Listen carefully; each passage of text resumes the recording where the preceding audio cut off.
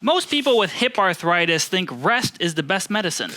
But what if we told you there's stretching and strengthening exercises that can actually reduce your pain and get you more active? So stay tuned, because in this video, we're going to show you what you can do at home to help relieve your hip arthritis issues. And we have some research to support it, correct? Yes. Mm-hmm.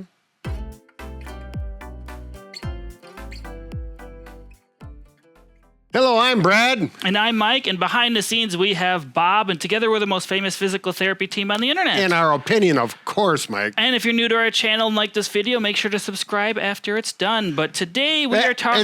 It's free to subscribe too, I found out. It is free. Let's get on with the program. So in a study we're looking at, it's called individuals with mild to moderate hip DJD, or also known as arthritis, have lower limb muscle strength and volume deficits. So within this study, they looked at people with normal hips and arthritic hips. And what they found is that people with arthritic hips typically had weaker hip muscles as well as knee. Now, the specific muscle groups they talked about are hip flexors, front of the hip extensors, back of the hip, and the hip abductors, or side of the hip muscles. And they also found that this weakness in muscles led to hip instability and pain, as well as limited in motion. And if you want to find more details about that, did you link the study? You can click the video link. You can click the study down below if you would like to read it for yourself. There you go. So what we're going to do is go over 4 different stretches to work on increasing that range of motion that may be limited on that side, as well as some strengthening exercises. Right. They're not difficult. You can do them at home, and we'll show you exactly the right way to do them. All right, first we're going to show you 5 stretches for the hip. It's very comprehensive. It gets all the directions, works very well. If you do these and it creates sharp pain, you do not continue. Scratch that one. It's too aggressive. Go ahead, Mike. So first we're going to start with the hip flexor muscles. They're in the front. In order to stretch them, we have to go backwards. Most people with hip arthritis don't want to do this stretch on the floor. It probably won't feel good. So we're going to show you a way you can do it. Edge of the bed if you have a firm mattress. If you can get on a table or countertop, that's fine, but most people probably can't get on there. So you're going to start with double bent knee. I'm going to stretch my left hip flexor here. I'm going to drop it down. Once I drop it down, I'm going to try to bend the knee what I comfortably can. Then I'm going to bring the opposite leg up to my chest. You can see as I do that, my hip flexor pulls up a bit. You're going to hold this for roughly 30 seconds. Breathe throughout it. Try to relax. Then you're going to reset both knees to chest and perform it on the other side. A couple things to be aware of: when the leg that is down goes down, make sure it's in a nice straight line. Do not let it wander out to the side like that. Right, this is a nice one because once you figure out how to work it on the edge of the bed, you just relax and allow gravity to do the stretch. Holding this, and the gravity pulls that leg, stretching that hip flexor. Let's go to the second one. The second one, I don't know what second is. The second one you're going to do is we're going to stretch the inner groin muscles here. So simply lie on your back. You could do this in the bed or on the floor. And you're just going to cross your legs and try to let your knees fall out to the side. You can do it like this with your legs crossed. If you want to feel more of a stretch, you can put your bottom of your feet together and go like that. Just feel the stretch in your inner groin. You can hold this for 15, 30 seconds. Yeah, you can do this one in a chair if you want. If that feels too aggressive, do what works best for you. And this is not as aggressive, and it works. And do what works best and gives you the stretch. And what's the other one? Another option to stretch the similar muscle group is called the figure 4. This one you're going to need to have both knees bent like this. I'm going to be stretching my right leg here. Going to cross it over my left knee. Now I'm going to push down my knee like this. The closer my foot is to my butt, the more stretch I will feel. The more I push this hip down, the more stretch I will feel. If you're new to this and really tight, you may begin way down here. If you're more advanced and feeling good, you can grab the other leg and pull up and really feel a stretch this way. This one, you have to make sure to do it on both sides since you're only doing one leg at a time. If you really notice a difference between the sides, do an extra set on the side that is tight. There you go. I'm glad you showed it on this side so there's a better view. This can be done seated as well. We simply go like this and do a gentle stretch down. By the way, if you've had a hip replacement, you need to talk to your surgeon and find out if you're able to do these. Otherwise, there may be some that you certainly cannot do. Make sure you get that clear. Now, we've been stretching the hip out this way, we want to stretch the opposite way. There's numerous variations. Brad will show a more advanced version in a second. For beginners, you could simply take your good leg, stretch this leg here, and pull it in like this. Lie like this for 30 seconds. If this feels weird or uncomfortable for you, you could certainly bring it up and then go across your chest like this as well, and you will feel a good stretch on the outer hip muscles. Now, again, hold all these for roughly 30 seconds. You can do 2 to 3 sets of them throughout the day. All right, actually, I'm going to show the option in the chair. We talked about this one, which is external rotation. This is internal, so we actually put our foot out and roll it in this way. It's a nice, gentle way to do it while in the chair. Now, this is more advanced. For those of you who are more mobile and want a little more aggressive, you can actually do what we call a hurdler stretch, back like this. Then you go here, and that's doing an internal rotation on the hip, and actually it gets a hamstring stretch on the other leg. So you're actually getting 2 benefits with the same stretch, because Mike is going to show some more hamstring stretches while on the bed. So if you're going to do this, make sure you do it. I'm a little tight. When I was younger, I could do this stretch like a real hurdler, but not so much anymore.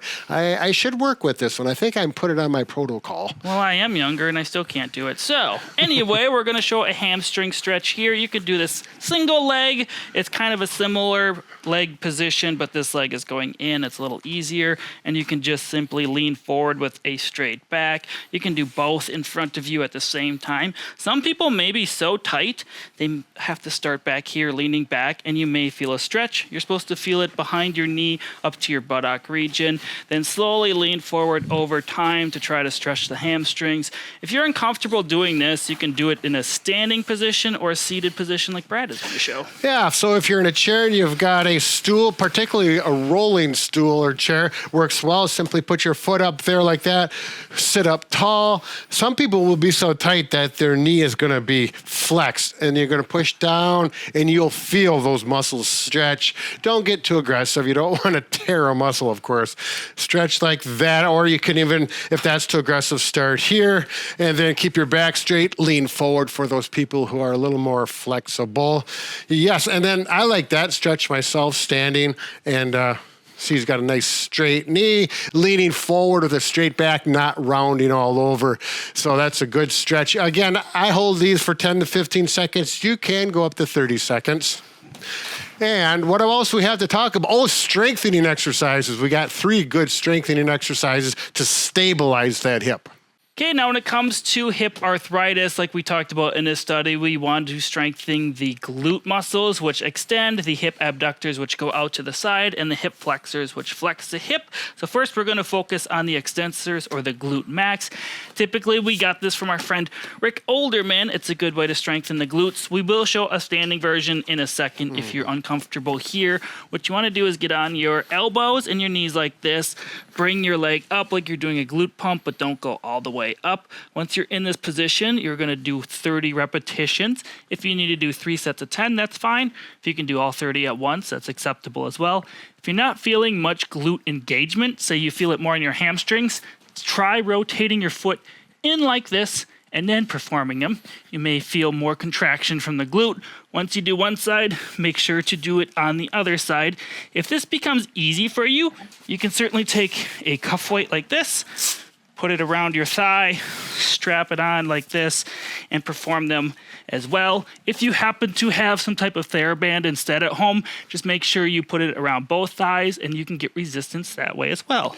Yeah, and I don't know if you mentioned it, but make sure you do a short range. You're not going all the way down and then way up. It's a mid-range motion, and it's kind of an oscillating movement. All right, standing version for the glute max. Simply go to a cupboard like this. You can go on your forearms, bring up the leg. The same motion that Mike was explaining, except for standing. Or do that partial range of motion, that oscillation, like this up to 30 seconds, or rotate in like this to isolate that glute even more. It's nice to do both legs so that you keep things up even on both sides. Now we're going to go into the hip abductor, the muscle on the side. We're going to show a sideline version and standing. So in side lying, I like to bend the bottom leg personally. You can leave it straight if you would like. The whole idea is to lift your leg up as high as you comfortably can and back down. Make sure it's a slow, controlled motion. Don't just whip your leg up and down like this. Also, make sure your toe is pointed forward and your leg does not shift too far in front of your body. You're not going to engage the right muscles. Again, you can use a small loop band if you want for resistance. Brad will show a standing version here. Right, so standing, you're gonna do stand up, good posture. We're gonna do the same motion. The toe will not point out. Keep it forward. Make sure it's sustained. Slow motion like this, and don't let the leg go out in front of you, but out to the side. And this is a common mistake. People will do this, and that is not what we want. Up, tall posture, stationary in the trunk, and leg is moving again. 10 to 15 repetitions. Okay, Mike, can you show some resistance if you want? So if you're feeling good and steady, you want some resistance, you can certainly take a band like this, put it under your feet, and simply kick out to the side. The higher the band you are holding, the more tension you will feel. Brad is doing it with the loop band. Whatever you have for resistance to work at home. If you feel unsteady with these, you can certainly do them at a countertop and hold on for support if you're rather new. That's right. Yeah, these loop bands really offer some good resistance. I feel the burn already. Now, the last exercise is marches. It's going to focus on your hip flexors. To do this, simply lift up, hold for a second, and then go back down. You can do 15 repetitions on each leg, marching like this, or if you want to do all one leg and then the next leg, that's perfectly acceptable. Just try to have a nice, slow, controlled movement. Most people I see will do this, and you're not getting much hip flexor here. You really want to lift up as high as you comfortably can, as long as it's pain-free. That's right. Good. All these exercises start with 2 to 3 sets per day. Do 10, work up to 15 reps of each of them. There you go. All right. Did we talk to them about subscribing? We did already. I think we hit that nail on the head. But if you want to check out another video on hip pain, you can click the video link on the screen. There you go. Stretch every hip muscle daily in 90 seconds. Hey, we got to send them some vibes, positive vibes. They're going to improve, right? I guess. Positive vibes. And make sure to comment something down below. What should they comment, Brad? Because we want to know who watched the whole video. Right. I want you to comment on which exercise you like best. Was it the hip flexor or the hip extensor? Well, that's good. I was going to say whose hairdo is better, but the flexor is the marching. The extensor is the one going behind you. So, anyways, comment the one that I showed. Bob and Brad, the two most famous physical therapists on the internet.